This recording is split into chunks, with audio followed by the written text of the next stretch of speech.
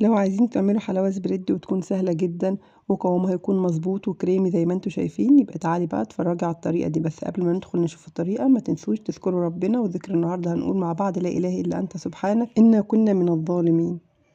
اول حاجة هنجيب كوباية من الطحينة وهنحط عليه مرشة بس من الملح بين صوابع ايدينا كده، وكمان كوباية من السكر البودرة.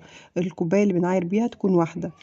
وكمان هنضيف نص كوباية من الحليب البودرة، وهنضيف كمان نص كوباية من الزيت، وهيبقى معانا كده نص كوباية من المية. مش هنضيفها مرة واحدة، هنضيفها بالتدريج، يعني هنحط ربعها وهنضرب كويس لحد ما نحتاج. انا احتاجته زودت نص كوباية كاملة على حسب ما القوام هيظبط معاكي.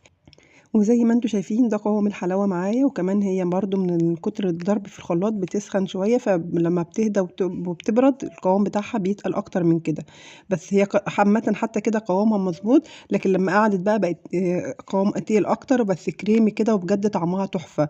لازم تجربوها، حلوة قوي وتحضيرها ما بياخدش وقت خالص. لو الفيديو عجبكم وصلتوا معايا لحد هنا وشايفين ان ده محتوى مفيد، ما تنسوش تعملوا لايك وتشتركوا في القناة لو بتشوفوني على اليوتيوب، ولو بتشوفوني على الفيسبوك ما تنسوش الفولو، وما تنسوش تعليقاتكم الجميلة اللي